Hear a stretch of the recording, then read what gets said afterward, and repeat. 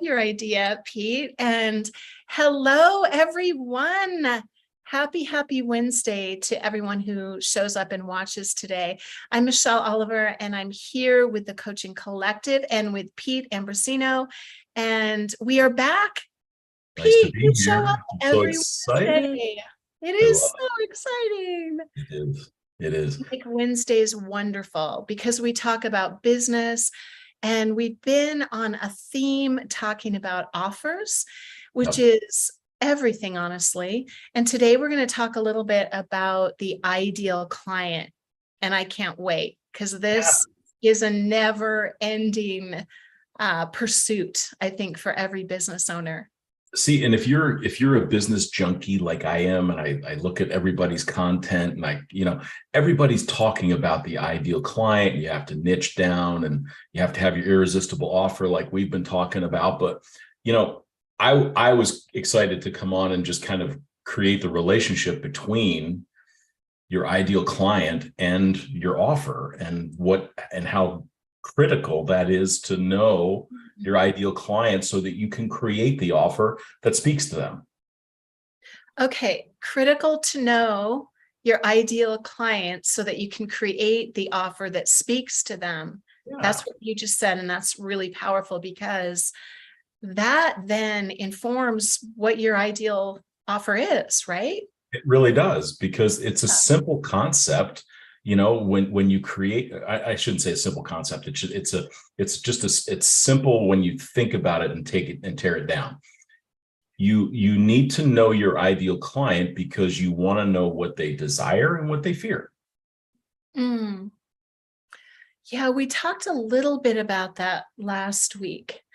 And I'm so glad you brought that up again, because how do you know? So I think a lot of people really struggle with this, honestly, and truly it is the things that appear on the surface to be the simplest. Like you throw that question out there to anyone, they're going to be, well, obviously this is who my client is. But when you dig deeper, like with values, it's like with values, when you say, what are your values, and you can't answer the question, or you have a knee-jerk reaction to it, it's probably not really, you can go a lot deeper. So share a little bit more about that, understanding the fear. Like, what was the other one? What they fear and what they want. What they desire. Yeah. What they desire, fear and desire. Oh, that's a package. So take an orthodontist for a moment. So, orthodontist and dentist, it's kind of like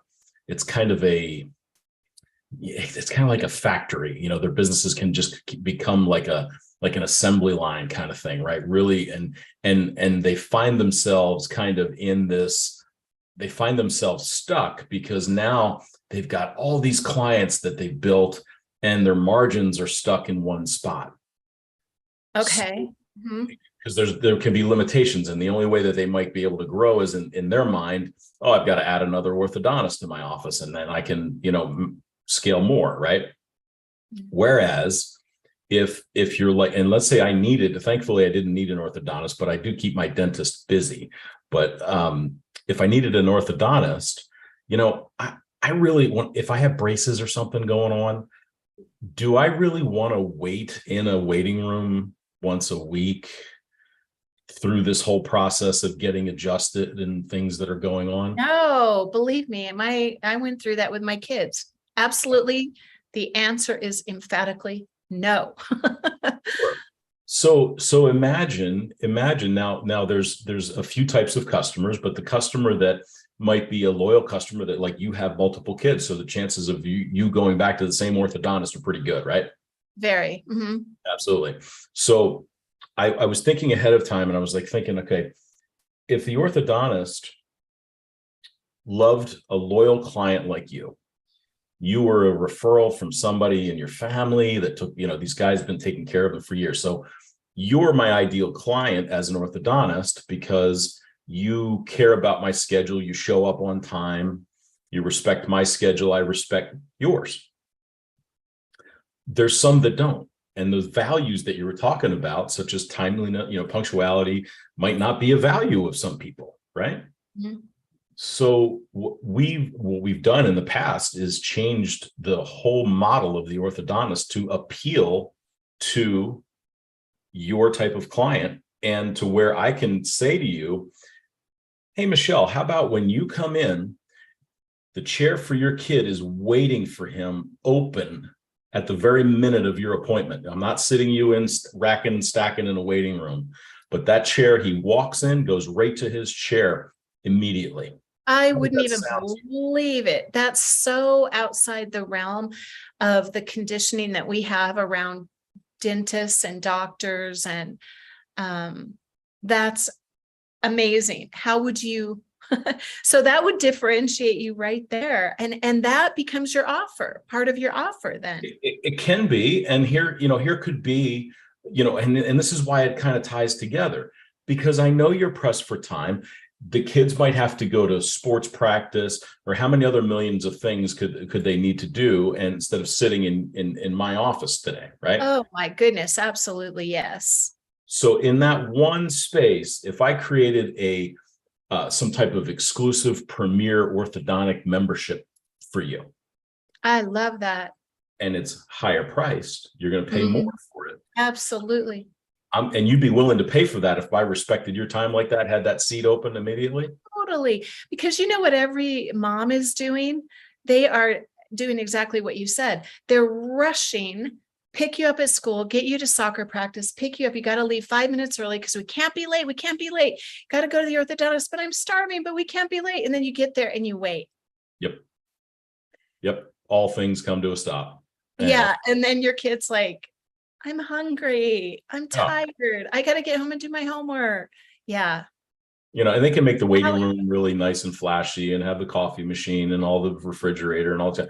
Doesn't matter. I'd rather get in, get my stuff done, and out. get out. Absolutely. Now, would you appreciate that type of membership? And I think you already answered the question, yes. But then how Yes. about if I said, hey, what this is going to do, it's going to eliminate a lot of my clientele. So in order to offer this type of, call it membership or exclusivity to you, all I need you to do is in the next 6 months, refer me to more people just like you. Mhm. Easily done. Easily done. Oh my God, the stories. I walk into my orthodontist, I get done, 15 minutes, I'm out, or whatever the Okay. procedure So is. let me interrupt for a minute because so I want to make sure I'm understanding. So what you're saying from this is that orthodontist, because they have a great business coach probably, is now understanding that, okay, my ideal client is that woman. Absolutely. And that is who I'm going to market to. That's who I create my offers for. And that is my referral source. And I'm going to speak only to them. Is that what Absolutely. you're saying? Okay. 100%. Because So now I'm not the client, or you're not the client that's coming in and beating me up for price, and then late for your appointment, canceled, no show. My office gets all in, now we got to look for other spaces to put somebody else in and all that other stuff. All that goes away. totally. Now I am going to play devil's advocate here Yeah. and say, what are the business owners' objections around doing that? Because Fear. yes, Oh my God. I Oh think my we God. can I'm talk going to, about it. lose 20% of my clients. I'm going to lose 30% of my clients because we play the catch up game all the time. Yeah. And then we show them you're going to raise your prices. Mhm. And then over time, in 6 months, you're going to have 2 more clients to pop in to your membership. Now let's look at your financials in 9 months Mhm. and see what happens. These people are going to the word of mouth, the increase in profitability, because now I don't really need as much staff in the front office right now, right? I just need a greeter and somebody to walk me back to the office. I don't really need to have all that activity going on because it's gone now. It's their custom appointments. Oh, So right? this affects, and I know I keep interrupting you, but I'm thinking from all these perspectives, right? Different businesses, different niches, and I don't want to lose these questions because I Yeah. think it might be valuable to someone. And now I think that one just went out of my head. No, but what it actually does is it can, when you're really clear, it will change the model of your business. Oh my That's God. what you're saying. Like all of a sudden, it shifts the whole framework and it This becomes is really targeted and really lean, actually. totally, and this is why everybody's talking about it, and everybody says, no, this is critical. You got to niche down. You got to have your ideal client. This is why, because all that aggravation that you're shouldering as a business owner, it changes as soon as you change your standards of the client you want to hire and the clients you may want to fire. This is such a great conversation, Pete. And I hope that people really are taking this to heart, because how many of us have been to countless seminars where they talk, we go to the court, we go to the class, we go to the session, whatever, but then we go back and do the same thing because it always comes down to mindset, and fear really does unconsciously drive us, I think. Because even in the coaching industry, I'm doing something right now in the hospitality industry, and we were just having this conversation where not everybody is even going to understand what is being presented. And at first that can feel like, ooh, no one's going to understand us. But it forces you to get really clear on your message, and that person that is going to understand and value you, there's a lot of mental work, I think, that goes into that. Do you agree? Or is it just, it takes me There's a a lot, while? because you know it's mental gymnastics, because you have got to really sit down and pull yourself out of the business and say, okay, Yes. who do I love to serve? Who do I have the most fun with anytime they come in my business, right? So for that orthodontist, he would absolutely have an extra 10 minutes to catch up on how the sports are going with Johnny, what's going on, and with all these other things going on, and actually have a meaningful conversation, not just come in, crank your teeth down, and get the heck out. Okay, I got to interject again here, Yeah. because business owners listening to this, what if you really took what Pete just said to heart? What if you could really, truly make decisions based on, what did you say? Think of who the client is that you have the most fun with. How did you say that?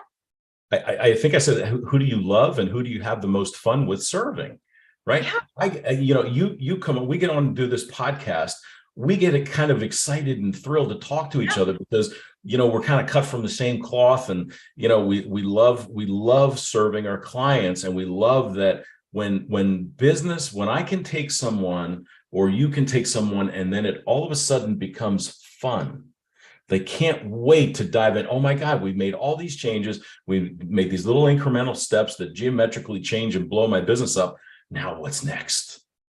Are you kidding me? I can't wait to Yes. get on the call with that person. But the reason I have to interject again is because most business owners are they're going to, the difference between hearing and hearing, they're going to Yeah. hear what you say, Yeah. but it is going to be pushed off. Yep. Because most, at least in my experience, unless you know different people than I do, it takes a leap of faith and confidence and certainty in Oh, yeah. who you are and what you are offering to really stand up there and say, I work with people that I really love working with and really enjoy being around.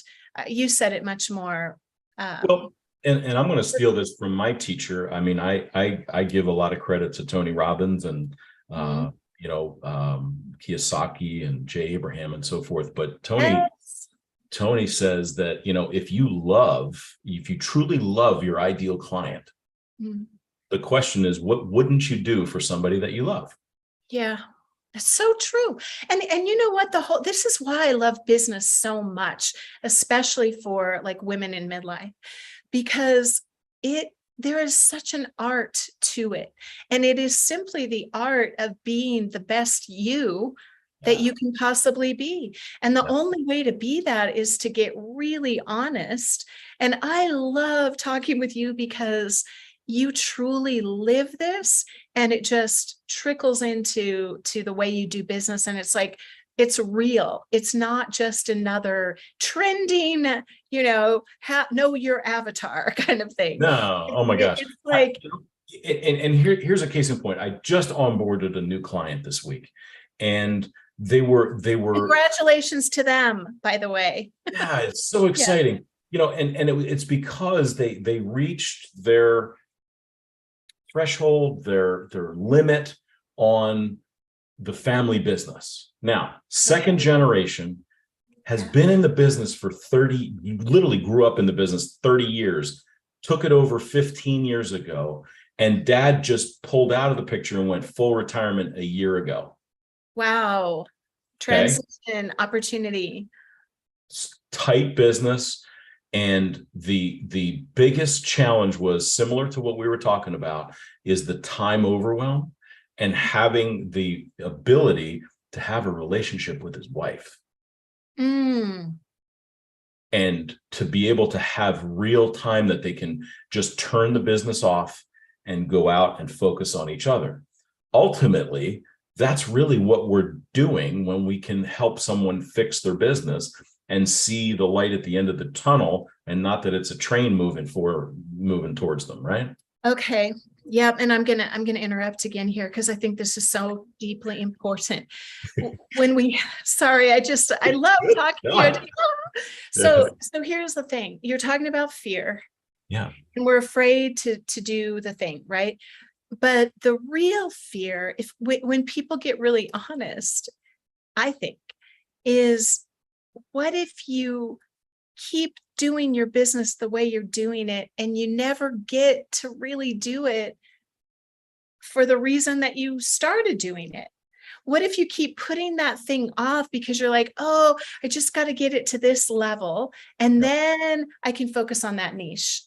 Yeah. Or I just got to get it to this level and then I'll do it, I'll be with my spouse or whatever the thing is. We all know not to put off these things, right? But we still do it. We still do it. It's the easiest pit to fall into and stay there. And it's because we don't actually see any other options. And that's where most business owners are they have a lot of resources, but the biggest skill set is to get resourceful around it and say, okay, here's where I'm at. Here's where I'd like to be. And most, to your point, a lot of business owners don't even realize that their business has the ability to impact not just their clients' lives, but impact the lives of others in a big way.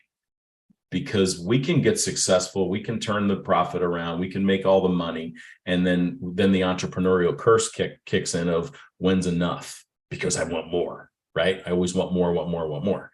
Well, why do we want more? So even more, imagine having tuned in ideal clients that are actually on board with your message and what you're doing for others as well, that love your mission. Can you imagine the synergy that can happen with that? Yes. As a matter of fact, I spend a lot of time imagining about those things. And it's really true. I think you say so much in everything that you say, but I'm going to choose one thing to respond to. And that is this idea of always wanting more, which I think is really healthy and good. And, but there is a difference between staying in the want mode. I mean, there's like a subtle thing here of, I don't even know how to really articulate it, but there's like an energetic mental thing that is different from I want more to, I guess it'd be more like you're speaking of expanding through serving those people. I had to prove to my family that because I didn't go to college, I could make something out of myself. Do you know how No many one years? else has ever had that problem. Nobody's ever thought of that No, before. That's never happened to anybody no. else before. There's Just so me. many people I know who say this. Yeah. Go on. Didn't mean So to we interrupt. beat ourselves up. We beat ourselves up because we got something to prove. Yeah. Or, Susie or Joey said that we could never do it. And, oh, you've been a mess all your life and this will never work out. Well, no, I'm going to prove you wrong. And that's where the hunger and the desire and everything can actually magnify. And it can be as much as it can be a good thing, it can be a bad thing if we don't control it or direct it properly. So you're saying you can take that energy and direct it through the referral base of selling and not really selling, but those people serving others because they want to support the mission. And so many people really are, whether they know it or not, they're looking for someone to take up what is it? I was going to say sword, but it's not a sword. Take It's a up leadership. the and say, here's my vision, my mission. And people are like, yes, how can I help? Right. I mean, I'll use myself as an example, and I'm sure you have this too. There is a soft spot in my heart for veterans and veterans in business. Mm-hmm. So, some come out and try to navigate when they're out of the service and open up businesses, and they've never been a business owner before, but they have all kinds of skill sets that they need to direct. Mm-hmm. Love helping those guys and gals, right? Just love that. So I build certain segments of my business so that I can offer it to them at no cost. Yeah. And I tell my clients, I'm like, look, you're helping another soldier right now. By coming on board, you're helping another soldier in so many ways, right? We can do that. We can do that in so many, and that's only one part of who I help, right? And I'm sure you do the same thing. Mm-hmm. And we talk about it. We don't want to, the worst thing that we do is sit there and pat ourselves on the back, because that's not what we're made of. But the story around, hey, this segment of people need our help. These people need wells in Haiti, for example, whatever that could be, whatever that could look like. I interviewed somebody on my podcast that actually is a client as well, and he contributes to drilling wells in Haiti so that these people that live in these towns don't have to walk for the water. And you know what actually was a result of that? These kids, they send the youngest girls on the walk for the water, and they get molested and trafficked on the way every single day. So by drilling the well in the town, it stopped trafficking and that unspeakable acts going on just by drilling well. That is amazing. Yeah, and if we could shift our mindset from fear to service, I think that's how we heal. I mean, it's the way to get out of yourself. So instead of thinking, gosh, I'm afraid to focus in on a very specific niche with a very specific offer, because, oh my gosh, I need this volume of people to keep myself going. That's a scarcity, fear, lack mindset. But if you start thinking, wow, maybe, just maybe, if I really focus on this particular area and I grow that audience and they start spreading, it's going to be something like you just spoke about. And then everybody comes into this abundant service mentality. It just makes everything more fun. Yep. It's really like, I agree, I'm getting up for a reason today, If it's not fun, it's not worth doing, in my opinion. And I stole that from somewhere else, but I'm claiming it as mine. Because I don't know. I don't know about this stealing. Like, I think every child is born with that mantra. Yep. And you better learn. Yeah, you got to learn how to make things fun for your kids, right? Oh, like, yeah. I mean, we start doing that at a young age, so I think that's an innate desire. But now getting back to, especially the reason that we're here in the coaching collective is we need to find who aligns with our values who Mhm. align, maybe who has walked that walk before, who can certainly act as that, uh, semi board of directors, maybe somebody to just kind of bounce things off of, take things off your plate versus put them on. You focus your clients, you get dialed into the top three things that we need to immediately deal with right now. Same Yeah. as I just did with this one client that is just like working 26 hours a day because they've had, imagine, a 30-year history of clients. And when they call with some type of emergency, got to go. Yes. Got to go. So, I mean, the business is running him right now. Mm-hmm. So, but it's super important. And I hope that we've illustrated today how critical it is to really dial into your ideal client, but your ideal client is who you love to serve and have the most fun doing it with. That's it. Just answer that question. Every time we come to the end, I have to force myself not to continue. There's so many places to go with that. So yes, We'll pick it up again next week. We can keep that, going. yeah, because that really does come back to, you have to know what you're doing and why you're doing it. Like it's just a continuing loop, right? And so yes, I really like it. Let's leave things today on that note.